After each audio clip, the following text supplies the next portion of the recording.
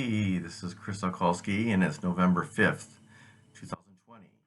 And the devotional for today is that um, God is our refuge. He's our rock. He's our hiding place. Um, Comes from Psalm 46, and I'm going to read.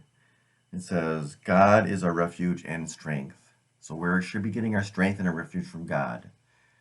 Okay, and so many times we rely on our circumstances and our money and the things we can do in our flesh. I don't do that. Yeah, we do. We do that because it's easier, it feels more safe, it's something we know, it's, yeah, something we can control.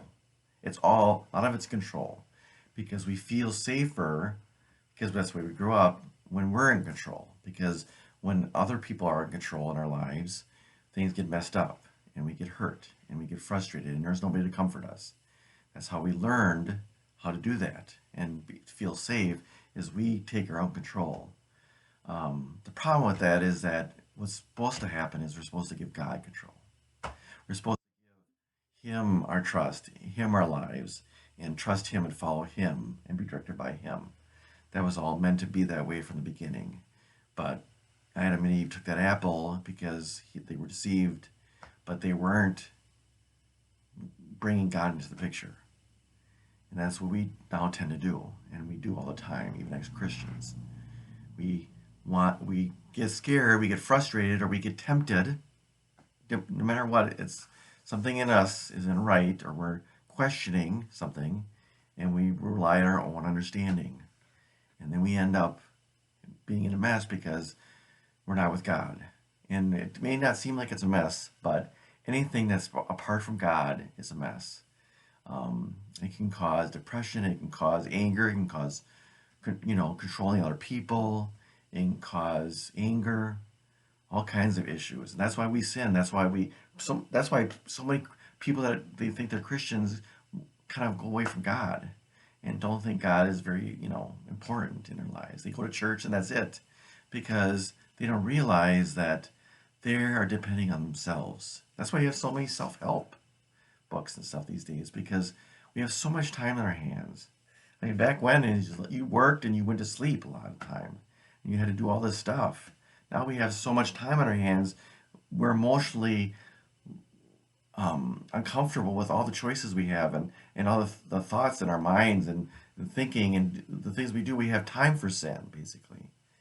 And and so it's not a bad thing, but it causes us to have to make choices. I have to make choices for God instead of our own flesh and what we want to do. Because in this society, we can do whatever we want and still have a relatively good life. See, part of that causes people to feel like, well, if is able to do that, why can't I be able to do that? It's called social justice.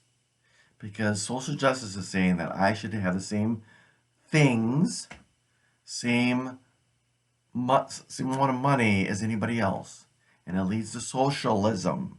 That's what socialism is. That everybody has the same stuff. That does not work. Because man is evil. Flesh is evil. See, it would all be nice if we're all Christian and love God and stuff. Well, of course it would. If we're all true Christians, it would work great. But we're not. Most people are not true Christians, if Christians at all.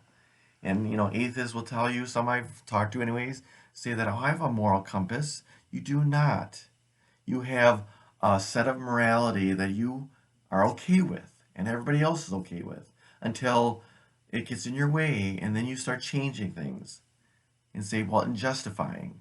Well, yeah, I can go loot and I can rob a store. It's reparations. That's just reparations for all the slavery in the past and all the injustices of what I've been through. That is what I'm talking about. Looting and stealing is never correct, never justified. But yet you can do that when you start feeling like, well, who's to say it's not? Sometimes stealing is okay. Well, lying is sometimes okay. There's books I'm not going to mention that grapple with this. Christian books, or not Christian books. I mean, children's books, teenage books that are out there saying that, well, sometimes it's okay to lie. It is not okay to lie. Sometimes issues get complicated as adults, and we have to decide if we should be sharing certain things. But even then, we should be going to the Lord. God, should I share this or not? I don't know the answer sometimes because some things can be kind of complicated. I mean, I shouldn't be sharing certain things with my wife, but that doesn't mean should I every opportunity to be able to and should I should be wanting to, and that's what the goal is to be transparent. But that doesn't mean I share everything. I mean, sometimes I gotta hold back because of her not getting feeling overwhelmed by all the troubles I'm feeling, you know. And so that's why we need the Lord to help us to be discerning on what we should be sharing or not sharing, because we don't just blurt out everything and say whatever we want. Of course not. We want to be, loving and caring, and I mean, what's the way we're saying it too. But it just goes back to that most people are fleshly, and so people think, oh, socialism will work. It would not, and it has never worked. It has never worked because this idea that democratic socialism. If you're getting free stuff to people, it's socialism. Free socialism. It's not democratic socialism, it's socialism. The only type of true democracy is when, and I'm not talking about free enterprise, capitalism. If you have any type, they're saying socialism can mix with capitalism. That's what they're kind of saying, but they don't want to say that. See that actually capitalism is the only thing that works because Russia tried to do communism, it doesn't work. A lot of your European countries try to be more socialistic, but it doesn't work. They now have swung back and try to be more democratic. China is the same way. They've been communism and they were falling behind. What did they do? They entered into some capitalism and let people have some of their own stuff. Now there's a big issue because of the fact that there's a company that's getting too powerful because they're a private enterprise. They're own their own stuff, but it's too big, and so now the China is putting a kibosh on it. There's this big uproar about it because they like to be in control. The government, communism likes to be in control. Socialism likes to be in control because then they can distribute. The problem is it always comes against freedom. You can't have freedom and socialism together. It does not work. And so socialism takes away your freedoms because it's not fair. It's not fair that you should be free to succeed and do all these things because you have all these talents and stuff. And this person who doesn't have as many talents or doesn't have as much stuff, doesn't get as much stuff. So then they say, well, the person that's succeeding, they should give it to the people who are not succeeding. That's all fine and dandy, but people get selfish and people get controlling, and then it's all messed up. It just doesn't work. It's just sad. It should be free to give, and that's what we've had for a lot of American history. Is that when a person's down and out, we used to have community. Is that somebody was having a hard time, you did it personally, and we still try to do that. That's why That's why we have community service. Why we have nonprofit organizations and organizations that help other people. That's a good thing. That's a good thing that we have. Even for a hospital, if you can't pay your bill, you have now we call it a GoFundMe page. That's a good thing. We should be encouraging to help one another out. It allows person to be someone accountable, and it allows person to appreciate that they're being given something for free. But you don't get freedom, you don't get things for free from the government and think, oh, see, I have such a good government, I don't really deserve it. No, you get people thinking they deserve it. They don't. You do not deserve anything free. Even when you get things from the restaurant, there's a price that is paid for it. They give out coupons and free stuff so that you come back and pay your money. There's all working in that. You still get free and and that's it. I get it for free because I'm a person. That never works.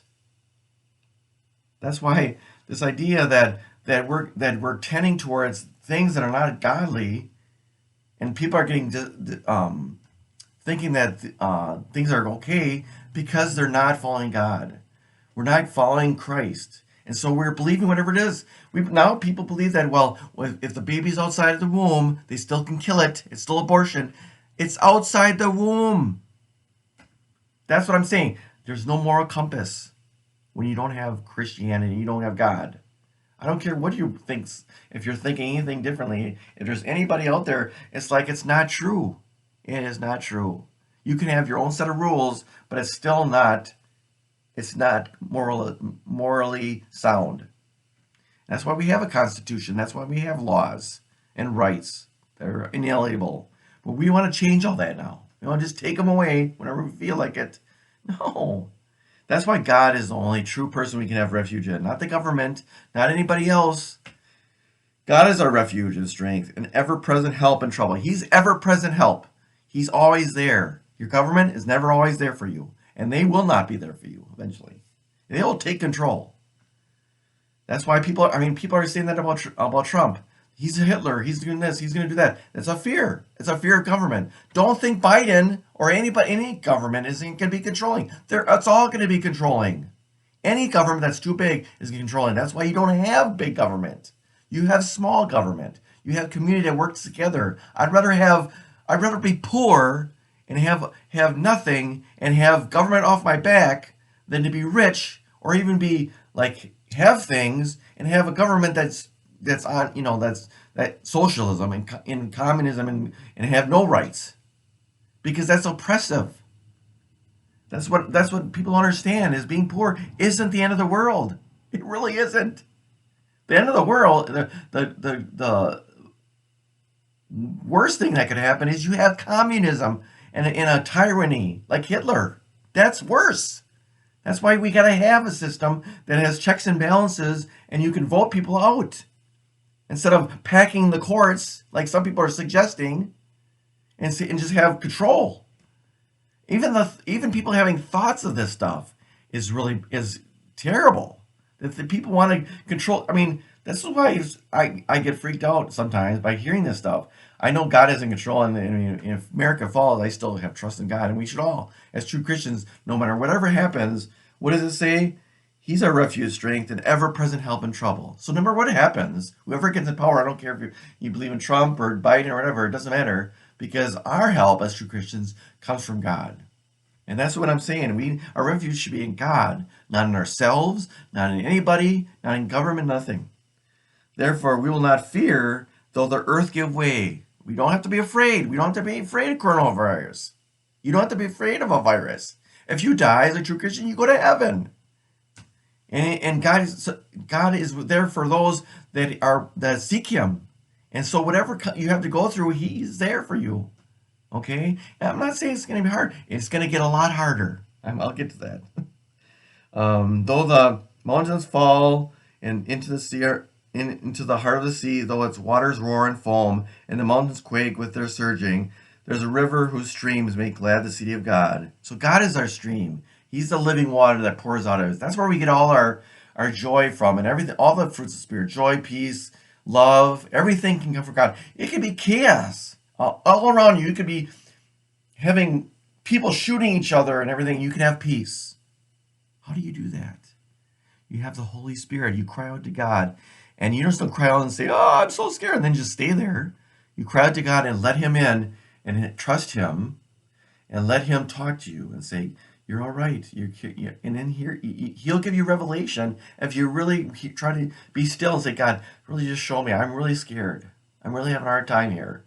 And He will show you if you're really honest with Him and honest with yourself and saying, I'm afraid. I don't know how much I believe in God. I don't know if I'm really hearing from you, God, but I just want to be open. I just want to be open to you, God. I don't want to be fooled into thinking it's anybody. Jesus is the only way. I just want to hear from Jesus, the Holy Spirit, the God, the only God. And He will talk to you. Just saying that gives me, I just feel the Holy Spirit all over me. And I know this may sound weird, but that's what happens when you really speak truth and say, I'm willing to believe the Bible and believe what's really true. Because He rewards that and He brings His presence in that when you are open to only Him. I'm only open to Him. I don't want to hear angels. I don't want to hear other, gods. I don't want to hear people. I want to hear from God. Because sometimes people say, well, there's angels that talk to you. Yeah, they talk to you and they say, listen to God, follow God. That's what they say. Don't be afraid. The Lord is here. Listen to him. They don't say, well, I got a message. I got a message and you're supposed to do this. If you're getting angels telling you that and your voice is telling you that they have a message and they're not saying that you should seek God, you better really be scared because that is not God. God will always direct anything to him, to himself. That's what it's all about, people. It's always been about that. From the beginning of time, God is within the streams of the water, and she will not fall. God will help her at break of day. Here goes. Nations are in uproar. Kingdoms fall. Nations will be in uproar. Remember that. He lifts his voice, the earth melts. When God speaks, things happen. Okay, so God is in control. The Lord Almighty is with us. The God of Jacob is our fortress. Come and see what the Lord has done. Seek God because he'll tell you what's going to happen and what he's going to do for your life. And he's going to calm your heart and say, I got under control. Now, it doesn't mean that you're going to be worried still. I'm having a hard time. But I've been listening to different people that are hearing from God and saying, don't worry, God is still in control. God is still in control. And I believe that. I know that God's in control. And it's just amazing that God is going to allow certain things to happen coming up because I would have never done it this way. But obviously, okay, I'll just name a few things. Ruth Bader Ginsburg dying just before the election and then having Amy Coney Barrett put into place. Very strange. I don't know. That's too coincidental for it not to be God. Um, just the way that these elections happen. It's just no coincidence that all this came about and everything's close. Nothing. It's not like, oh, everybody, Biden was way ahead, Trump's way ahead. It's like razor slant thin. And then you got all this other stuff. So I'm not getting into it right now. So there's he makes wars. Look, God makes wars cease. So he'll when he wants things to happen, he'll let it happen, wars and everything. But if he wants it to cease, he'll put the kibosh on. He's done it before, he can do it again. So if he wants things to stop, he will stop it. You just cry out to him and trust him because he knows what he's doing. It's going to be challenging. He breaks the bow, he shatters the spear. So if you think you're going to have peace without God, you're just saying, oh, if we just get together and just get along, it's not going to happen without God. So you cry out to the Lord and ask him for his direction. He's going to do allow things and whatever his plan is, his will is going to be done, no matter what you want or what you're thinking. And it's not good because and then there's going to be peace and peace, all right? It says, everybody's going to call for peace and there's going to be peace. The Antichrist is going to bring peace, not Jesus. Jesus isn't going to bring peace. He comes to judge. He's going to come down and he's going to wipe people out. You forget about that. They say, oh, Jesus is coming back for his Christians. Yeah, he's coming back for his Christians, and he's going to kill millions of people. You forget about people don't think about that. Oh yeah, he's such a nice God. Oh, do you read the Bible part that he's going to come back and he's going to kill millions of people? No. Oh yeah. Whoops. You don't think about that. I mean, I'm blown away when people are like, oh, he's such a, Jesus is so kind. Everybody's going to go to heaven. But yet, if you read your Bible, this is not what the kind of God and Jesus I'm seeing. Yeah, when he's on this earth, he was very loving and very kind, but he was also very strong too. And he knows people's hearts. Let's put it that way, and he knows who's meant for destruction because he knows their hearts. Oh, you're not good. Oh, but I'm such a good person. No, I see your heart. So you're gonna die and you're gonna go to hell. That should freak you out. Not get you angry. Oh, God, I shouldn't do that. No, he knows your heart. And he knows if you are bad or not. It's not Jesus. It's not Santa Claus. He knows if you've been bad or good. No. It's Jesus who knows if you have a good heart or a bad heart. So that should freak you enough and say, God, please create in me a new heart. That's what David said in the Bible. David and Goliath, King David. He said, create in me a clean heart so that I can be worthy of you and have a relationship with you and be able to do your will. This idea that, well, he's such a loving God and he wouldn't do anything that would really be unfair. Unfair in whose eyes? In your eyes? Well, I'm telling you, you may deceive yourself, but you're not deceiving you won't deceive God when he comes down and says, oh, you know what? You thought you were so good. Look at this, and this, and this. Oh, I didn't see that. Well, I know because you didn't come to me and I would have shown you. Okay. He says, be still and know that I am God. See, that's where the rubber hits the road. Be still before God and know that he is God. And really believe and know and just trust and just let him just overpower him over your and just know that he is God, he's in control, and he can do whatever he wants, and you gotta let him. Or you're gonna be messed up. That's what being still and knowing God is you don't mess with God. This is that they always say, well, the fear of the Lord. Doesn't mean that you get so afraid that you're afraid to sin. No, you're so afraid that you realize how much he's got to be in control. You should not be in control. That's a dangerous thing.